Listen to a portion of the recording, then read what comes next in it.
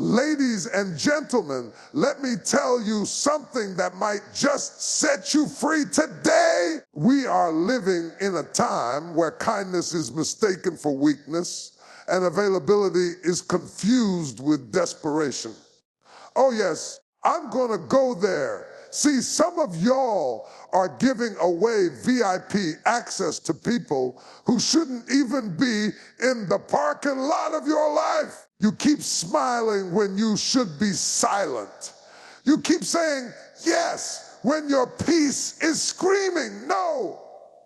You keep showing up, showing love, showing grace. But baby, listen, just because it's good to be kind doesn't mean you should be careless with your access. Because here's the truth, and I came to drop it straight hot and holy. People do not value what is easily available. If you don't guard your spirit, if you don't place boundaries around your peace, if you don't understand the price of your presence, you'll wake up depleted, dishonored, and disrespected. I came to talk to the friendly folk, the overextenders, the people pleasers, the ones who pour into everybody but don't get a drop back. God didn't call you to be everybody's therapist, everybody's doormat, everybody's savior. You are not discount merchandise. You are divinely designed, set apart, fearfully and wonderfully made. So today we're gonna flip the script. Today we're gonna draw the line. Today we stop being too available to people who are too unavailable to your value. Can I get a witness? So many people confuse having boundaries with having a bad attitude. They'll call you cold, distant, or say you've changed when really you've just started honoring yourself. But the truth is, boundaries are not a sign of bitterness, they're a sign of wisdom. They are not walls to shut people out, but gates to let the right people in. A life without boundaries is a life that's wide open to respect, depletion, and distraction. You start allowing things that break you because you're afraid of breaking someone else's expectations. You stay too long in conversations that drain you, in rooms that dishonor you, in relationships that no longer see you, because you don't want to seem mean or selfish or difficult. But listen, boundaries are not about being mean. They are about meaning what you say. They are a declaration that you love yourself enough not to be mishandled. When you don't set boundaries, you teach people that your time, your energy, your presence, all of it is up for grabs. You become emotionally bankrupt because you keep making withdrawals for people who never make deposits. And slowly but surely your peace gets taxed, your joy gets compromised, your value gets discounted. But when you build boundaries, you tell the world I know who I am, I know what I carry, and I'm not afraid to protect it. You stop apologizing for needing rest. You stop over-explaining why you're unavailable. You stop feeling guilty for prioritizing your peace, because you understand that love without boundaries is not love. It's bondage. Service without limits is not service. It's slavery, and kindness without wisdom is not virtue. It's vulnerability waiting to be violated. People respect what they have to reach for. They honor what is guarded. When you start drawing the line, people will either rise to the standard or remove themselves. And either way, you win, because the ones who truly value you will never be offended by the boundaries that protect you. One of the biggest mistakes we make is assuming that being accessible to everyone will make us more loved, more accepted, or more respected. But access to you should never be automatic. It should be earned. When you give too much yourself too quickly, you teach people to take you for granted. They begin to assume that no matter how they treat you, you'll always be there, always pick up the phone, always make time, even when they give you the bare minimum in return. That's not love, that's imbalance. You are not obligated to make yourself available to those who haven't demonstrated the character, consistency, or care to deserve it.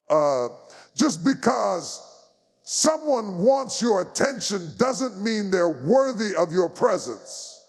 You have to stop giving front row seats in your life to people who haven't even paid for general admission. Too many of us are giving daily access to people who only show up for convenience. They call when they need something, but disappear when you need support. They celebrate you in public, but disrespect you in private.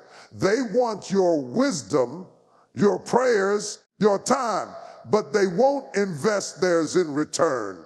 And the reason they keep doing it is because you keep allowing it. You teach people how to treat you by what you tolerate. And if access to you is too easy, too cheap, too free, then don't be surprised when it's mishandled. Your presence is powerful. Your energy is expensive. Your time is sacred. You don't have to be rude or arrogant to say, I don't give everybody access to me. That's not pride. It's preservation. It's knowing your worth. You've got to start evaluating who has access and why. Just because someone has a title in your life, a friend, a cousin, even a partner, doesn't mean they're living up to the responsibilities that come with that title. And if they're not, it's okay to revoke access, not of hate, but out of healing, not from ego, but from evolution. You're not being mean, you're being mindful. Because in this season of your life, you can't afford to let people in who drain you more than develop you. There's a dangerous pattern many of us fall into, often without even realizing it. We keep giving, pouring, serving, and showing up. Even when we're empty, we think that the more we give, the more people will appreciate us. We believe that our value comes from how much we can sacrifice. But the hard truth is this: overgiving doesn't guarantee appreciation. It often invites underappreciation. When people get used to your yes, they stop seeing the weight it costs you to say it.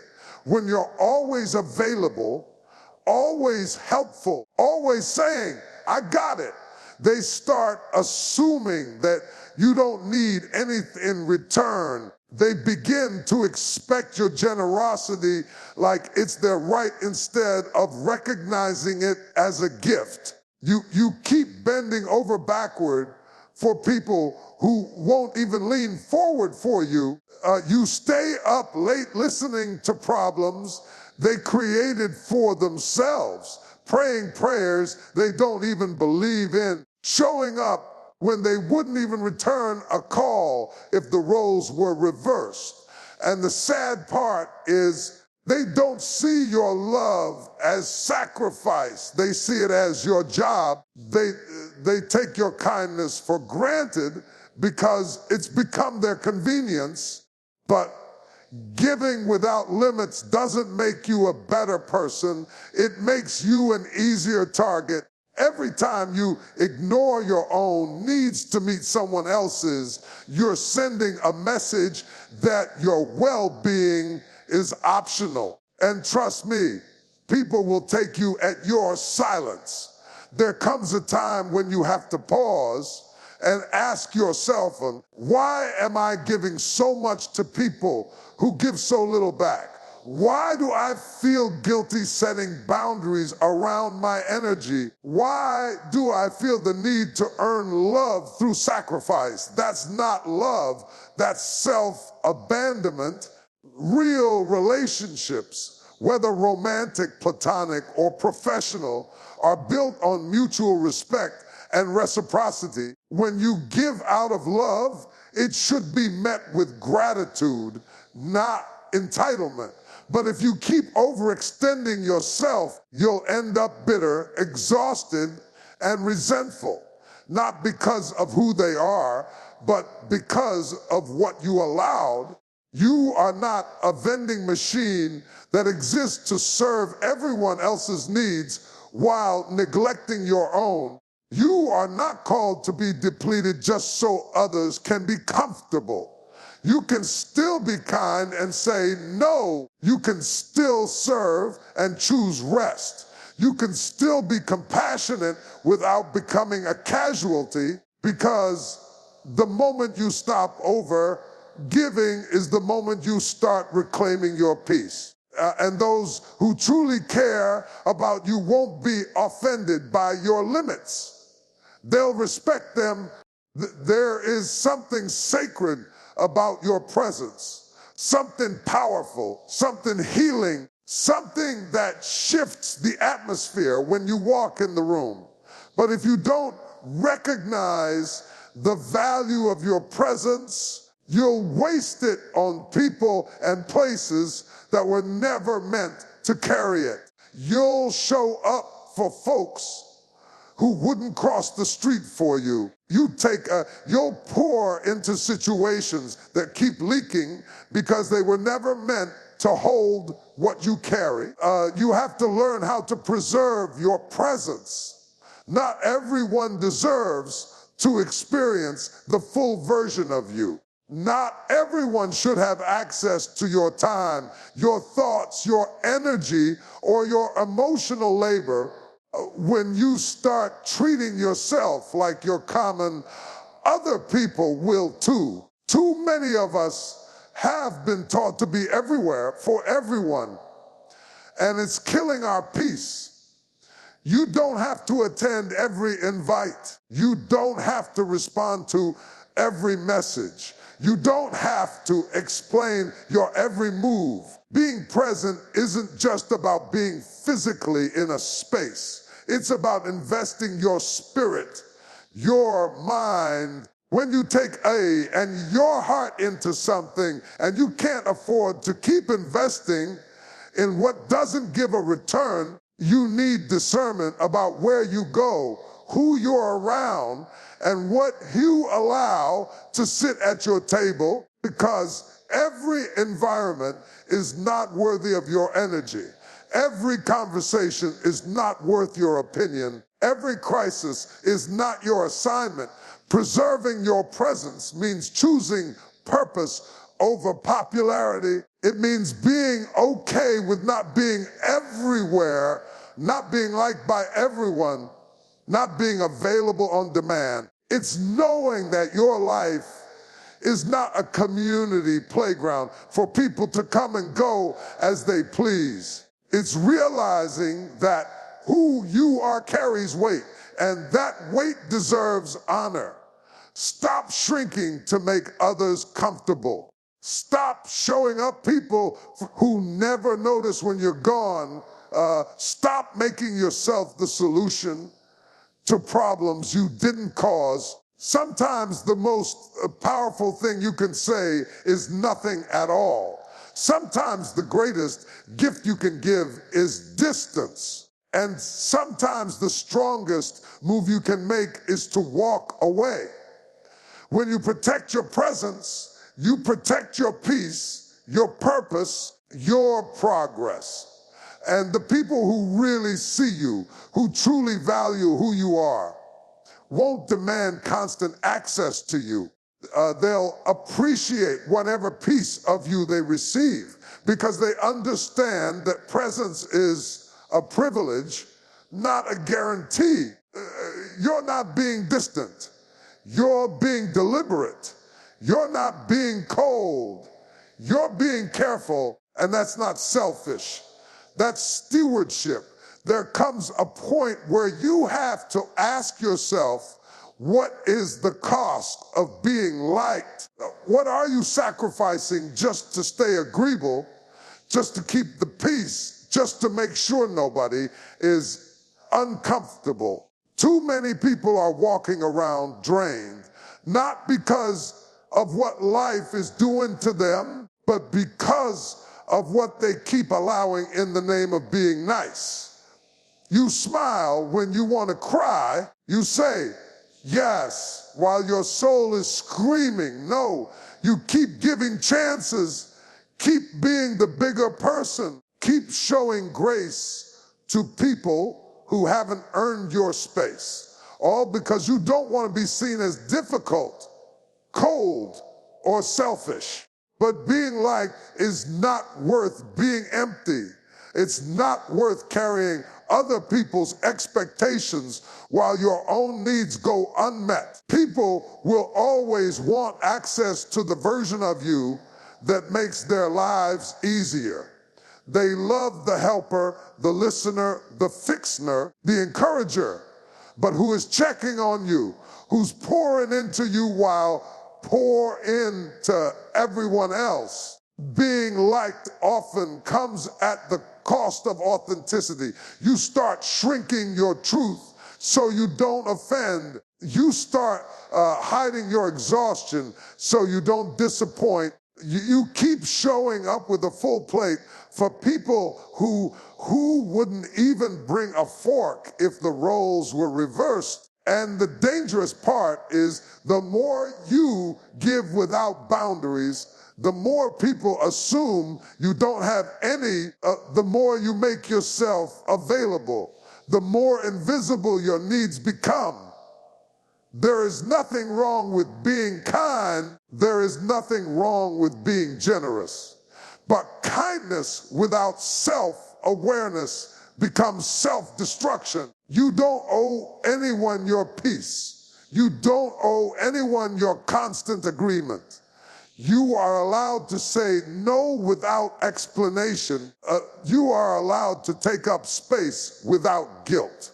You are allowed to prioritize your healing, even if it means disappointing people who are used to you breaking yourself to keep them comfortable, because real love doesn't require you to abandon yourself. Real respect doesn't demand silence in exchange for approval. You don't need everyone to like you, especially if the price is losing yourself. You don't need to keep proving your worth to people who only celebrate you when you're useful to them. When you stop chasing validation, you start attracting what's real. And when you stop living to be liked, you finally start living free. That's when peace shows up. That's when power rises. That's when the real version of you begins to breathe again.